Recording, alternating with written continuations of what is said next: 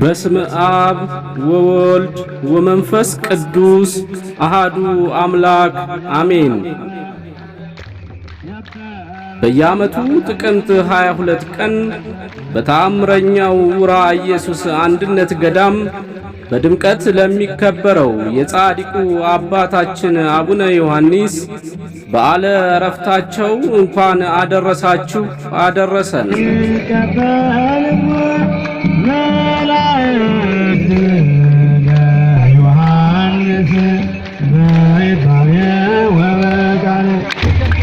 አበኒ ምክንያተ ድኅነው ተስፋ ወረድኤት ለሕዝበ ኢትዮጵያ ወለኩሉ ዓለም ለይገብሩ ፈቃደከ። ፈቃድህንና አንተ የወደድኸውን ለሚሰሩ በዓለም ዙሪያ ላሉ ሁሉ የክርስቲያን ወገኖች መማፀኛ፣ ተስፋ፣ ረድኤት፣ መዳኛ የሚሆን ነገር ስጠኝ። አሜን። እንኳን ለጻድቁ ለአቡነ ዮሐንስ በውራ ኢየሱስ 2018 ዓመተ ምህረት ጥቅምት 22 ቀን ለሚከበረው በዓለ ዕረፍታቸው በሰላም አደረሰን አደረሳችሁ።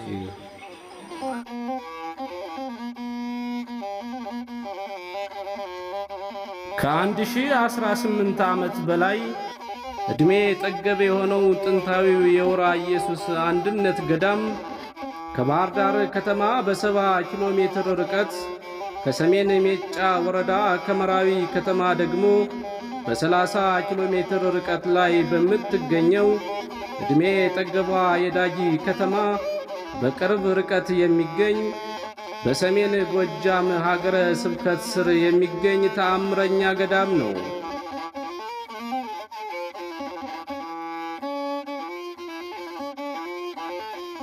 የገዳሙ አመሰራረት እንደምን ነው ቢሉ፣ አመሰራረቱ በሰው ፈቃድ በስጋዊ በደማዊ ፈቃድ ሳይሆን በእግዚአብሔር ፈቃድ አፈሩን መላእክት ከኢየሩሳሌም በደመና ጭነው አምጥተው ይህ ቤተ መቅደሱ ካለበት ላይ የደለደሉት ደልድለውትም 420 ዘመን በይባቤ በቅዳሴ በዝማሬ መላእክት እዚህ ላይ ከተማ ከትመው ፈጣሪያቸውን እያመሰገኑ ቦታውን የጠበቁት 1018 ዘመን ያስቆጠረ ገዳም። ይህ ሲፈጸም ቆዝሞስና ድሚያኖስ የተባሉ ቅዱሳን ከኢየሩሳሌም ተልከው መጥተው በጾም በጸሎት በስግደት እዚህ ቦታ ላይ 80 ዘመን ፈጣሪያቸውን እያመሰገኑ የጠበቁት 500 ዘመን ሲፈጸም ጻድቁ አቡነ ዮሐንስ ከአባታቸው ከየማነ ብርሃን ከእናታቸው ከሐመረ ወርቅ በትግራይ ክልል ተወልደው በ7 ዓመታቸው ወደ ገዳም ገብተው በ12 ዓመታቸው መነኮሱ። መንኩሰው ወዲያውኑ ወደ ዋልባ ገዳም ገብተው የማህበሩ አባል ሆነው እያገለገሉ እያለ በ19 ዓመታቸው ከመናንያኑ አንድ አባት አርፈው መምህሩ ሊገንዟቸው ወደ አረፉት አባት ሲሄዱ ተከትለው ሂደው ቀድመውን የገንዛለሁኝ ብለው ሲታቀፏቸው ሙቱ ተነሱ። በ19 ዓመታቸው ሙቱ አስነስተው ይህንን ገዳም እንደሚመሰርቱ ይህንን ገዳም አበምኔቱ ነው እንደሚኖሩ ሙቱ ትንቢት ተናግሯል። ማን አስነሳህ ብለው ማህበሩ ሲጠይቋቸው ይህ ሕፃኑ አባ ዮሐንስ የሚባለው መነኩሴ ያስነሳኝ ናቸው። ይህ ደግ ሰው የገዳማት ኮከብ የቅድስት ገዳመ ውራ ኢየሱስ አበምኔት የመነኮሳት አባት ብሎ ትንቢቱን ተናግሯል። እመቤታችንም እዛው ላይ ተገልጻ ልጄ ወዳጄ በአባ ዮሐንስ ጸሎት አስነሳህ አንተ። ከእንግዲህ በኋላ አባ ዮሐንስ ወደ ኢየሩሳሌም ይሄድና ባደራ የተጠበቁለትን 3ቱን ጽላቶች ይዞ ይመጣል ብላ እመቤታችን ይህንን ተናገረ። እነዚህ ጽላቶች መጀመሪያ ላይ 500 ዘመን ያስቆጠሩበት እመቤታችን በደብረ ምጥማቅ እንደምትገለጽ ሕዝብን እንደምትባርክ በታምረ ማርያም ነው ተጽፏል እና በዚህ ጊዜ ጌታችን መድኃኒታችን ኢየሱስ ክርስቶስ እሷን ለማክበርና ሕዝቡን ለመባረክ መላእክትን፣ ነቢያት፣ ሐዋርያትን፣ ጻድቃን፣ ሰማዕታትን በአጠቃላይ ሃይማኖታቸው የቀናላቸውን ሁሉ አስከትሎ ወደ እሷ መጣ። እንደመጣም እመቤታችን የጠየቀችው ጥያቄ አለ። ሀበኒ ምክንያተ ድኅነ ወተስፋ ወረድኤት ለሕዝበ ኢትዮጵያ ወለኩሉ ዓለም ለይገብሩ ፈቃደከ።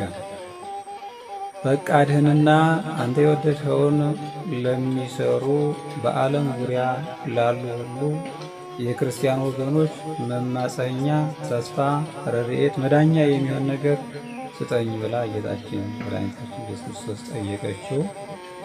እሱም ልመናዋን ተቀብሎ የእኛ ድህነት የሚሆን ይህን ቦታ አዘጋጀልን። ሲያዘጋጅን መላእክትን ከሶስት ከፍሎ ላካቸው። ገነት ሂደው እጽዋትን እንዲያመጡ፣ ወደ ጎልጎታ ሂደው እብነ በረድ እንዲያመጡ፣ ጌቴሴማኒ ሂደው አፈር እንዲያመጡ። ቅድም እንዳሉትኝ አፈሩን በደመና ጭነው አምጥተው መላእክት እዚህ ቤተ መቅደሱ አለበት ላይ ደለደሉት። 420 ዘመን ጠበቁት። እብነ በረዱንና እጽዋቶችን እንደ ጽላተ ሙሴ በግብረ አምላካዊ ታቦተ ኢየሱስ፣ ታቦተ ኪዳነ ምሕረት፣ ታቦተ ጽዮን አድርጎ አዘጋጅቶ በአንድነቱ በሦስትነቱ ስልጣን ባርኮ ለዳግማዊ እንጦንዮስ አስጠብቋቸው ነበርና አቡነ ዮሐንስ ከዋልባ ገዳም ተነስተው ሄደው እነዚያን ጽላቶች የደንጊያ ሐውልት ኮከብ ሆና እየመራች እዚህ ቦታ ደረሰቻቸው።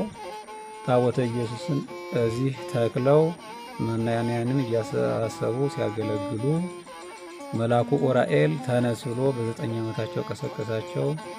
ዘጌ ሂደው ደግሞ ታቦተ ኪዳነ ምሕረትን እዛ ላይ ተክለው ሲያገለግሉ ገዳሙን ሲያስፋፉ ከቆዩ በኋላ ኮቲ ጽዮን የምትባል ቦታ በአዴት ወረዳ ውስጥ ደግሞ ታቦተ ጽዮንን ተክለው 3 ገዳም አለ። መጨረሻ ላይ ግን ጻድቁ አባታችን አቡነ ዮሐንስ አጽሜ የሚሆነው ላይ ወራ፣ ይሄኛው ላይ ወራ፣ ዘጌ ደግሞ ታች ወራ ነው ይባላል። እዛ ናሆም፣ ማቴዎስ የሚባሉ ቅዱሳን አርፈዋል።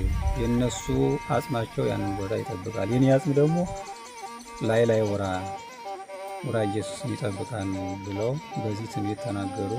ደቀ መዛሙርቱ አመጣው ሲቀበሯቸው አጽማቸው ቦታ ላይ ይገኛል ማለት ነው። በውራ ኢየሱስ አንድነት ገዳም በአጋንንት እስራት ለተያዙ፣ በሥጋዊ ሕመም ለሚሰቃዩ፣ ለበርካታ ሕሙማን ፈውስ እየሰጡ የሚገኙ ከቤተ መቅደሱ ስር የሚመነጩ 44 ተአምረኛ ፈዋሽ ጸበሎች በየዓመቱ ጥቅምት 22ና የበዓለ ስቅለት ዕለት እየወጣ በድምቀት የሚከበረው ከኢየሩሳሌም ወደ ኢትዮጵያ በደመና ተጭኖ የመጣው ስዕለ ስቅለት የሚገኝበት እንዲሁም ገዳምህን ቅዱስ ቱራን የተሳለመውን ሁሉ መካነ መቃብሬን ኢየሩሳሌምን እንደተሳለመ ቆጥረዋለሁ በሚል ቃል ኪዳን የሰጣቸው የጻድቁ አባታችን አቡነ ዮሐንስ አጽመ ዕረፍት መቃብራቸውና ሌሎች ቅርሶች እንዲሁም ትሩፋቶች የሚገኙበት የበረከት ስፍራ ነው።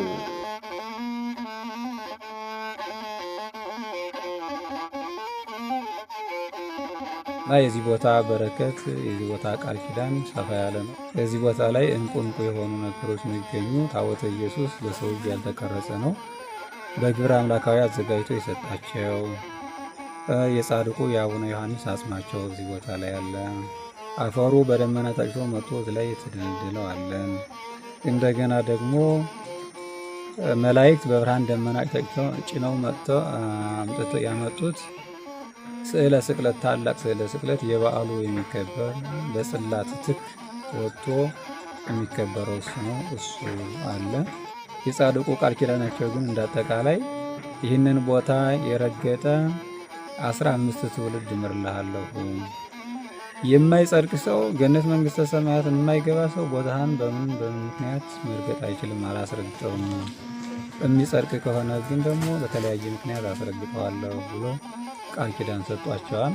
ተስፋችን እንግዲህ ይህንን ቦታ በመረገጣችን ይህንን ቦታ በማገልገላችን የዚህ ቦታ ቃል ኪዳን ተሳታፊዎች በመሆናችን ለገነት ለመንግስተ ሰማያት እንበቃለን በቸርነቱ ብለን ተስፋ እናደርጋለን። ይህ በተአምር በባህር ላይ የተመሰረተ ዕድሜ ጠገብ ገዳም ከቤተ መቅደሱ ከስሩ በሚፈልቀው ጸበል ምክንያት ሕንፃ ቤተ ክርስቲያኑ ተጎድቶና ተዛብቶ ይገኛል።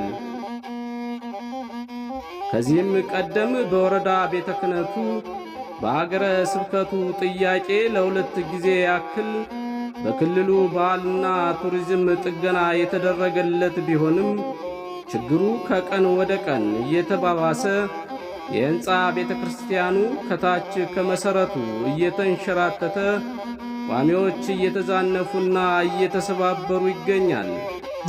ይህ ስለት እዚህ የገጠመ ነው። እንደዚህ ታች እየተንሸራተተ ሲሄድ ግን መሩ እየከፈተ ሲሄድ ጥሎታል። ይህ እንኳን ራሱ በ2 ዓመት ውስጥ ክፍተት ሆነ ብለን እንዲያርገን የመረግነው ነበር። ይሄ እንዲያርገን መርገም አሁን ያለ ይህንን ክፍተት አሳየ። በ2 ዓመት ወደታች እየተንሸራተተ ማለት ነው።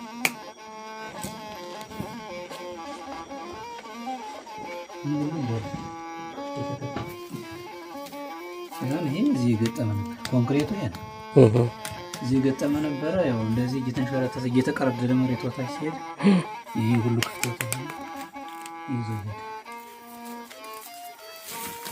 ነው በዋናነት ያተኛ እንትሩ ነው ዋናው ምሰሶ መሬቱ እንትን እየተንሸራተተ ሲሄድ ላይ ንከፋት ቆርቆሮ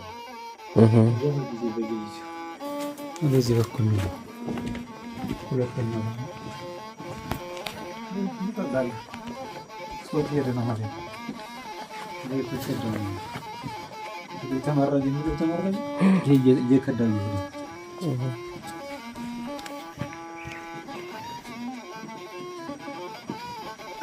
በተነ ደግሞ እዚህ ላይ ጀምሮ ነው በዚህ ነው ይሻላል። ያው ወልቆ ነው እንደገና እንደ አዲስ የገባበት። ይሄ አቀማመጥ ነው ተጋሪ ይሄ ማቀማመጥ ተጋሪ ተጠቅላላ ነው። የዚህ መሸራተት ደግሞ በምን ይታወቃል? ይሄ ወደ ታች ሰጠ ነው። ይሄኛው ባለበት ተቀመጠ እና ይሄ ቢጀምረው ከየት ነው? ከቤተ መቅደስ ጀምሮ ነው። ከቤተ መቅደስ ጀምሮ እንደዚህ መከፋት በሁለት ቦታዎች በዚያና በዚህ እንደዚህ ክፍተት እያመጣ ሲሄድ ይሄኛው እየሸሸ ይሄዳል።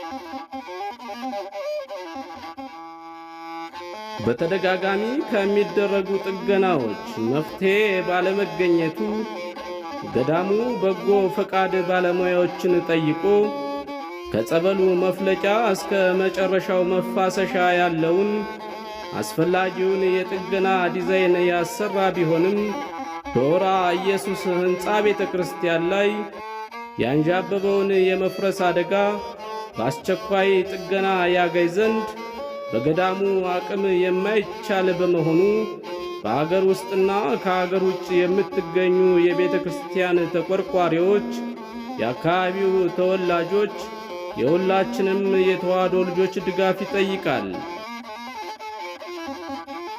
ታሪኩ እዚህ ቦታ ላይ ቤተ መቅደሱ በባህር ላይ የተመሰረተ ቤተ መቅደስ ነው። አፈሩን መላእክት አምጥተው ባህሩ ላይ መሰረቱት ነው እና ከቤተ መቅደሱ መንጭታ በዚች በኩል ላይ የምትወጣ ጸበል አለች። ያቺ ጸበል ውስጥ ለውስጥ እየሸረሸረችው ቤተ ክርስቲያኑ ተጎድቷል፣ ተዛብቷል። በዚህኛው በኩልና በዚህኛው በኩል የተጎዳ ነገር ስላለ ከአሁን ቀደም ከወረዳ እስከ ክልል ውይይት አድርጎ ባህልና ቱሪዝም 2 ጊዜ ጠግኖታል። አሁንም የተሻለ ነገር የለም። አሁን ግን ከታች ጀምሮ ተመስርቶ እንዲጠገን መሐንዲስም አጥንቶታል። የግል መሐንዲስ ያው በወቅታዊ ሁኔታ ከክልል መጣው ማጥናት ስላልቻሉ የጉዳት መጠኑን ለማወቅ በግል መሐንዲሶች መንገድ ፕሮጀክት የሚሰሩ ነበሩ። እነሱ እንዲያጠኑት እባካችሁ ብለን ለምንናቸው መጣው አጥንተዋል። የወራ ኢየሱስ አንድነት ገዳም በመጪው ጥቅምት 22 ቀን 2018 ዓመተ ምህረት በታላቅ ድምቀት የሚከበረውን የጻድቁ አባታችን አቡነ ዮሐንስ በዓለ ዕረፍት አስመልክቶ ወደ ገዳሙ መጣችሁ ከጻድቁ አባታችንና ከገዳሙ በረከትን ታገኙ ዘንድ ጥሪውን እያስተላለፈ በሕንፃ ቤተ ክርስቲያኑ ላይ የተጋረጠውን አደጋ ተመልክታችሁ በሐሳብ በጸሎት በእውቀትና በገንዘብ ድጋፍ ማድረግ ለምትፈልጉ የተዋሕዶ ልጆች የወራ ኢየሱስ አንድነት ገዳም አበምኔት መምህር ቆሞስ አባ ሐዋዝ አቤ ጥሪ አቅርበዋል። አሁንም ጥቅምት 22 በዓሉ ደርሷል። ምዕመናን በሙሉ በውጭም በሀገር ውስጥም ያላችሁ ሁሉ መጣችሁ ቦታውን እንድትሳለሙ ያው ጥሪ እናደርጋለን። ከዚህ በተጨማሪም ይሄ ገዳም ታቦተ ኢየሱስ የአባቶች ገዳም ማዶ ተክለ ሃይማኖት የእናቶች ገዳም ሆኖ በአንድነት ገዳም በመነኮሳት በማኅበረ መነኮሳት ሲገለገል ሲመራ የቆየ ነው። መካከል ላይ ግን የሁሉ ነገር ተፋልሶ ገጥሞት አባቶች በበሽታ አልቀው ይሄኛው ቤተ መቅደስ ምንም ሕጋውያን ካህናት ባይገቡበት ክርስትናም ያነሳ የሙታኑ ቅዳሴ የሚጠፋ ሲጠፋ ካህናት እዛ ገብተው እያገለገሉ ይህ ተከብሮ ነው የቆየው።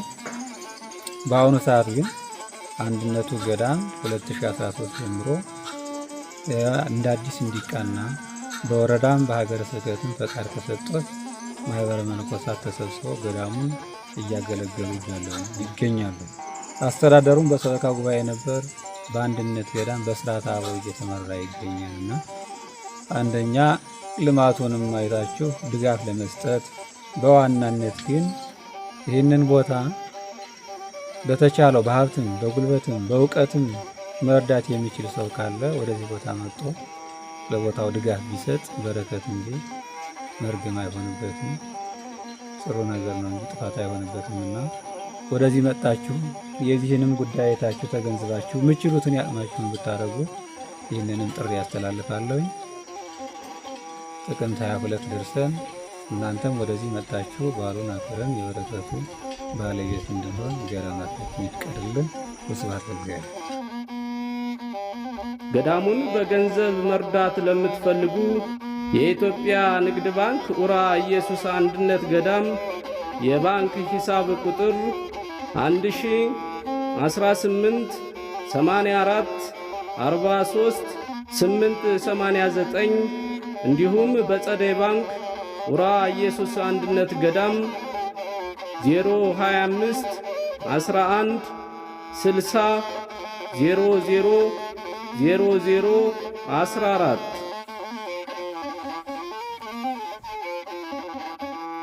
የጻድቁ አባታችን አቡነ ዮሐንስ የወራ ኢየሱስ አንድነት ገዳም ረድኤት በረከት ይደርብን። ወስብሐት ለእግዚአብሔር።